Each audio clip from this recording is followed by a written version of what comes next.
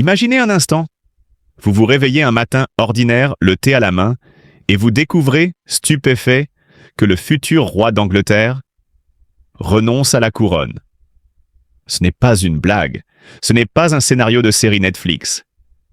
C'est une réalité, brutale, inattendue. Le prince William, l'homme que l'on pensait destiné à incarner la stabilité de la monarchie britannique, a posé un acte que personne n'avait vu venir. Pas de rumeurs, pas de fuite dans la presse, pas de regard échappé lors d'un gala. Juste 8 mots. 8 mots prononcés dans un silence glacial, lors d'une brève apparition au palais de Kensington.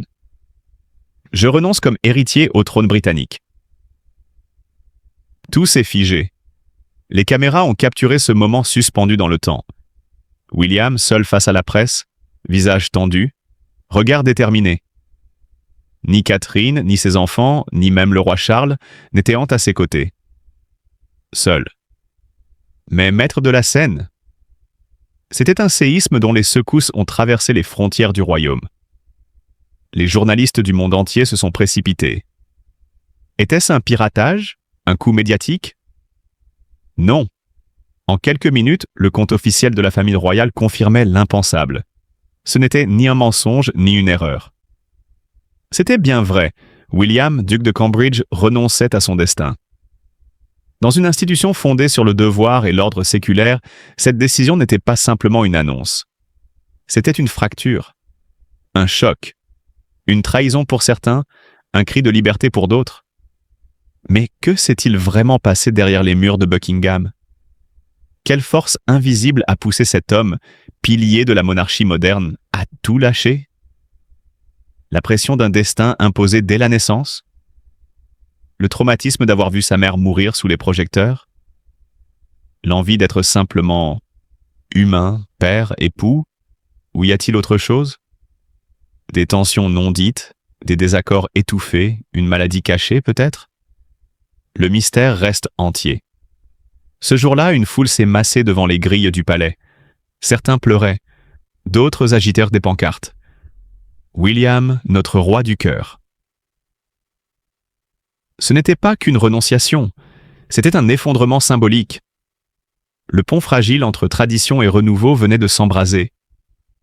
Ce qui glace le sang, c'est l'absence totale de signes.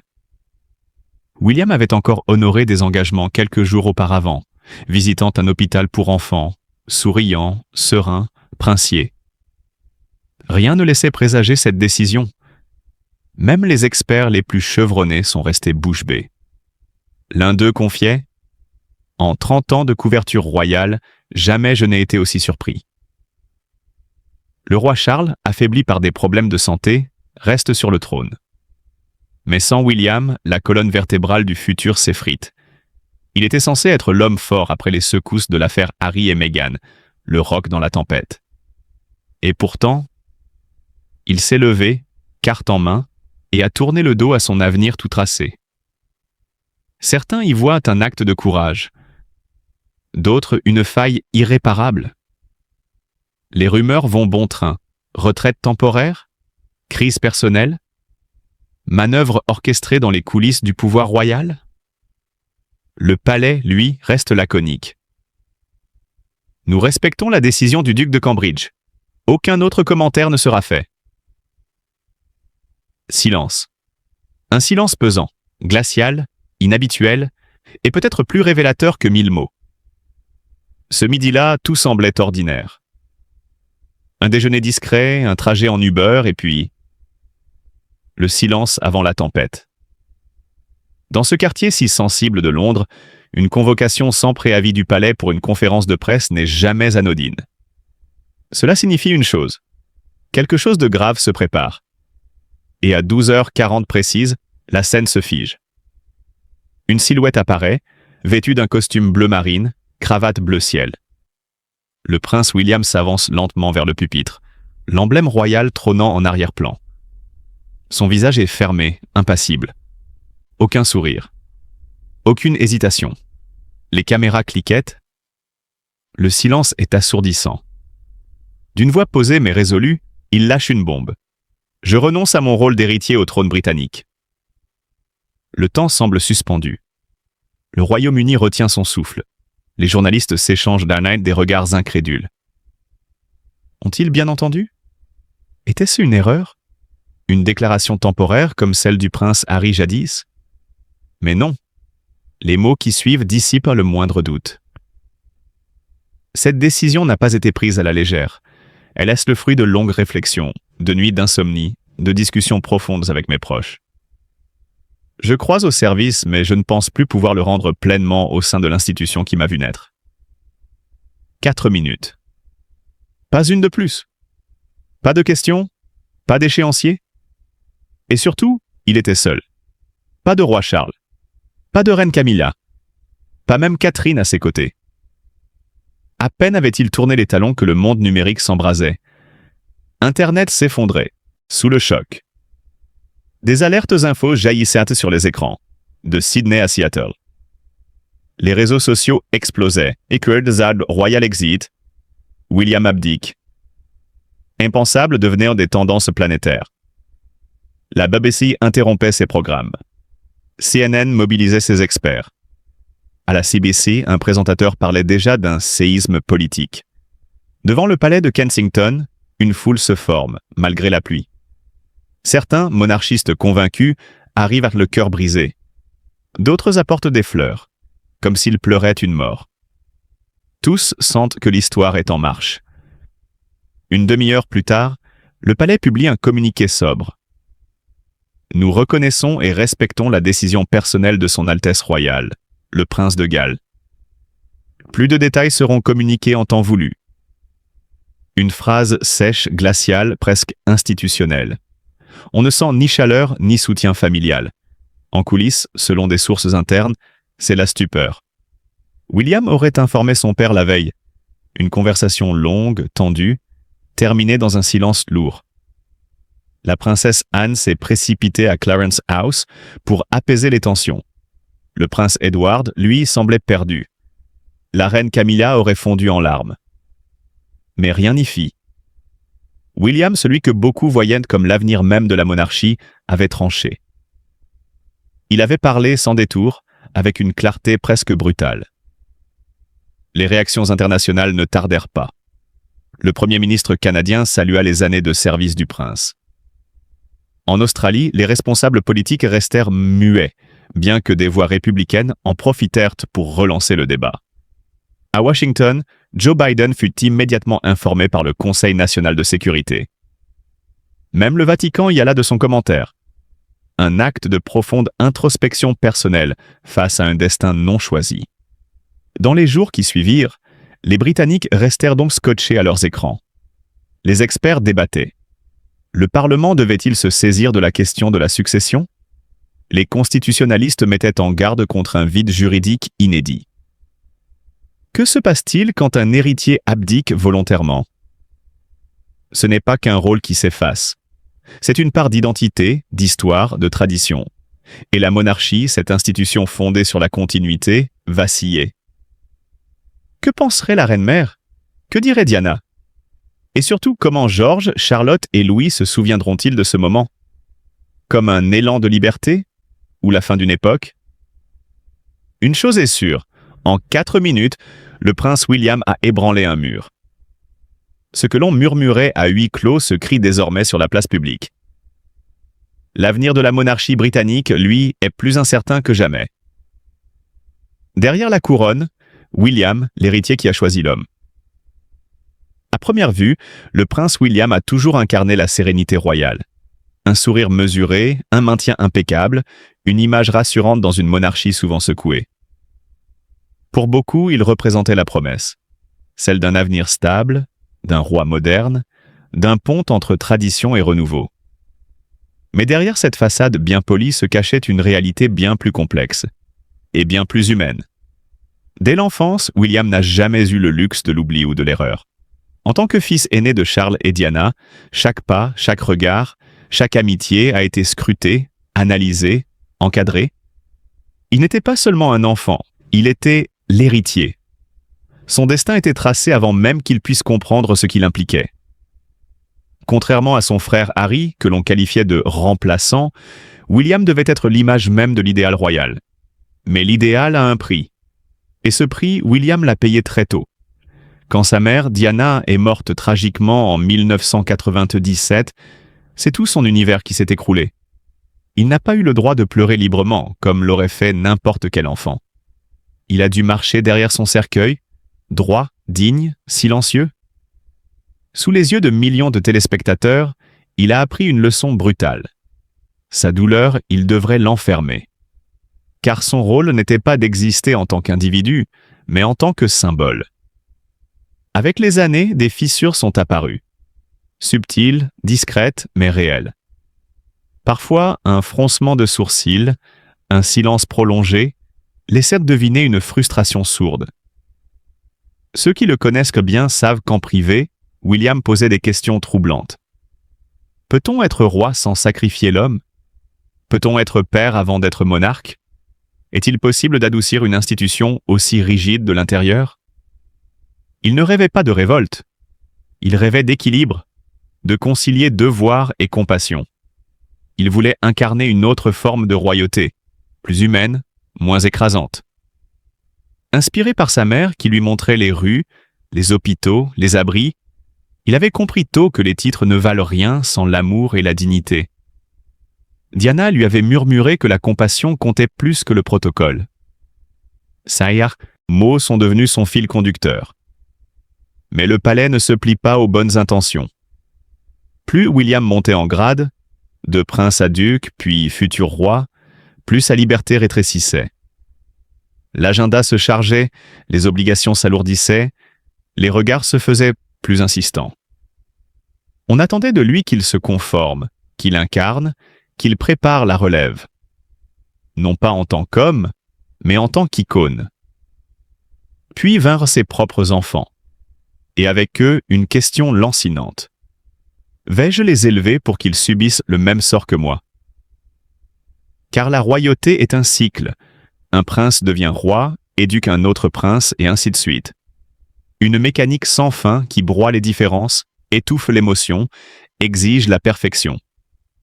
Elle ne tolère pas l'écart, pas même un souffle. Pendant des années, William a tenté d'y croire, qu'il pourrait changer les choses, qu'il pourrait être un roi différent. Mais au fil du temps, il a compris, douloureusement, que l'institution n'était pas faite pour évoluer, qu'elle exigeait l'oubli de soi. Alors, comme sa mère avant lui, William a pris une décision qui défie l'histoire. Il s'est retiré, il a laissé la couronne derrière lui. Pour certains, ce geste fut vu comme une trahison. Mais pour d'autres, et ils sont nombreux, c'est un acte de courage pur. Car renoncer à ce pourquoi on est né, ce n'est pas fuir. C'est se reconnaître. C'est comprendre qu'aucune couronne ne vaut le prix de son âme. William n'est plus l'héritier. Il est devenu un homme, un père, un être libre. Et dans ce choix, il a redéfini l'héritage. Non pas celui que l'on reçoit, mais celui que l'on construit avec lucidité et avec cœur. Il n'a jamais couru après la couronne. Pourtant, dès son plus jeune âge, le destin de William était scellé. Mais derrière le sourire princier, une tempête silencieuse grandissait. Aujourd'hui, nous levons le voile sur une décision qui a bouleversé les fondations de la monarchie britannique. Il l'a assumée comme une mission, presque comme une paternité morale. Être héritier, c'était plus qu'un privilège. C'était une charge, un fardeau. Et dans les yeux de William, il y avait cette peur persistante, celle de voir l'histoire se répéter, que l'exposition médiatique impitoyable qui avait broyé sa mère, Lady Diana, finisse par engloutir la prochaine génération. Son mariage avec Catherine, si solide en apparence, a connu des turbulences. Le couple a toujours été discret sur sa vie privée, mais leur silence était parfois plus éloquent que 1000 discours. Pendant des mois, ils sont rarement apparus ensemble en public. Des rumeurs ont circulé, état de santé préoccupant de la princesse, intervention chirurgicale, troubles psychologiques. Rien n'a jamais été confirmé. Pourtant, un malaise s'installait. William, plus fermé que jamais, semblait peu à peu s'éloigner. Et ceux qui l'entouraient le disaient changer. Il ne remettait pas seulement en cause la monarchie comme symbole. Il questionnait le système tout entier. Était-ce encore un modèle d'avenir, ou un vestige dépassé s'accrochant désespérément à une légitimité perdue? Ces pensées n'étaient pas anodines. Elles naissaient dans le tumulte des scandales. Les affaires du prince Andrew, le départ fracassant de Harry et Meghan, les critiques persistantes sur l'opacité coloniale et financière de la couronne. William voulait maintenir l'unité, mais les fissures s'élargissaient chaque jour un peu plus. La nuit, on le voyait parfois errer seul dans les jardins de Kensington. De longues marches silencieuses, décrites par le personnel comme de véritables moments d'introspection. Il ne parlait à personne. Pas de discours, pas de consultation. Juste lui, ses pensées, et ce sentiment lancinant que quelque chose devait changer. La décision n'est pas tombée du jour au lendemain. Elle a germé lentement, comme une pierre érodée par les marées. Nourrie par des conversations lourdes, des soirées passées à la lueur d'une bougie, et ce vide grandissant qu'il ressentait chaque fois qu'il serrait la main d'un inconnu, tout en se sentant étranger à lui-même. C'était une douleur sourde. Celle d'un père regardant ses enfants jouer, tout en sachant qu'un jour, leur rire pourrait être étouffé par les mêmes obligations qu'il avait envidées, lui. Alors, il a choisi de se préserver, de dire stop, non pas par rébellion, mais par amour, pour Catherine, pour ses enfants, pour lui-même. Ce n'était pas une abdication, c'était une affirmation, l'acte le plus sincère d'un homme brisé, en quête d'authenticité. En tournant le dos à l'image publique, William a enfin révélé l'homme qu'il est, au-delà du titre. Autour du palais, personne n'a vraiment été surpris. Ceux qui le côtoyèrent avaient de vue les signes. Le prix à payer pour une vie d'apparence, les tensions larvées, les conflits étouffés. William, futur roi, a reculé d'un pas. Mais c'est peut-être ainsi qu'il a trouvé le chemin qu'il aurait toujours dû suivre. Car toute décision majeure commence par des signes discrets. Une parole lancée à demi-mot, un regard fuyant, un soupir dans la nuit. Dans le cas de William, ce processus avait débuté bien plus tôt. C'était à l'automne. Il revenait d'un voyage officiel au Kenya, salué comme un succès diplomatique. Officiellement, tout allait bien. Il souriait, plantait des arbres, serrait des mains. Mais dans les coulisses, quelque chose s'était fissuré. Il annulait des engagements sans explication, évitait les réceptions, s'isolait. Un jour, dans une voiture, un collaborateur l'a entendu murmurer « Ils n'ont pas besoin d'un prince. Ils ont besoin d'un changement. » À Londres, il a retrouvé un palais sous tension. Son père, Charles, critiqué pour une prise de position climatique. Catherine, absente, au cœur de rumeurs insistantes sur sa santé. Et comme toujours, le silence du palais n'a fait qu'alimenter le feu. William était en colère. Non contre la presse, mais contre une institution incapable de protéger sa femme, comme elle n'avait pas su protéger sa mère. D'après certaines sources, il aurait convoqué une réunion de crise avec les hauts fonctionnaires du palais. Ce n'était plus une question d'image, c'était une affaire de survie émotionnelle. Et c'est ainsi, dans le tumulte et les non-dits, que le prince William a pris la décision de s'écarter. Pour redevenir simplement William. Un homme. Un père. Un époux. Un être humain en quête de paix, bien avant la couronne. Quand le silence royal devient vacarme, la décision choque du prince William et ses ondes de choc à travers la couronne. Ce fut un séisme au sein de la monarchie, un geste que personne n'avait vu venir. Lorsque le prince William annonça sa volonté de se retirer temporairement de la vie publique, ce ne fut pas seulement un choix personnel, mais un bouleversement qui remit en question les fondations même de la monarchie britannique. Le roi, connu pour sa rigueur implacable et son attachement indéfectible à l'institution, aurait réagi avec une colère froide. Non pas tant à l'encontre de son fils, mais face à ce qu'il considérait comme une mise en péril dangereuse de la stabilité d'un système qu'il avait passé toute sa vie à préserver. Selon des sources proches du palais, il aurait exigé une entrevue privée avec William dès les heures suivant l'annonce. Cette réunion a-t-elle eu lieu? Le mystère demeure. Ce qui est certain, c'est qu'au cœur même du palais, certains ont qualifié la décision de l'héritier de téméraire, voire de rupture irréfléchie. Et pourtant, derrière cette fermeté apparente, une douleur plus sourde s'exprimait. Le roi connaissait William depuis sa première respiration. Il l'avait vu grandir, se préparer, endosser ce rôle d'héritier avec dignité. Le voir s'en éloigner presque sans prévenir fut pour lui une blessure intime, comme un aveu d'échec. Comme si le château de conviction, bâti pierre après pierre pendant des décennies, s'effondrait sous le poids d'une vérité qu'il avait refusé de voir. D'un tout autre ton, le prince Édouard et son épouse Sophie, duc et duchesse d'Édimbourg, ont adopté une position plus mesurée. Édouard, souvent décrit comme l'homme discret de la famille royale, a exprimé de la compassion, mais s'est abstenu de toute condamnation, publique ou privée. Il aurait même tendu la main à son neveu dans un message direct. « Quel que soit ton chemin, nous te soutenons. » Un geste simple mais lourd de sens. Quant à Sophie, c'est une toute autre inquiétude qui l'habitait. Proche de Catherine depuis de nombreuses années, elle se serait profondément préoccupée de l'impact de cette décision sur l'équilibre mental et émotionnel du couple, mais surtout des enfants. Georges, Charlotte et Louis, bien qu'éloignés du tumulte médiatique, n'étaient pas épargnés. Avant même l'annonce, une réunion familiale fut organisée, au cours de laquelle William et Catherine tentèrent d'expliquer l'inexplicable à leurs enfants.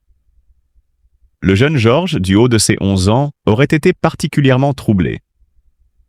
Un conseiller raconte une scène poignante où le garçon demanda « Est-ce que cela veut dire que je dois le faire maintenant ?» Et William, dans un élan de tendresse rare, lui aurait répondu « Personne ne décidera de ton avenir à ta place, pas même moi. » C'était une réponse à la fois libératrice et douloureuse. L'écho d'un passé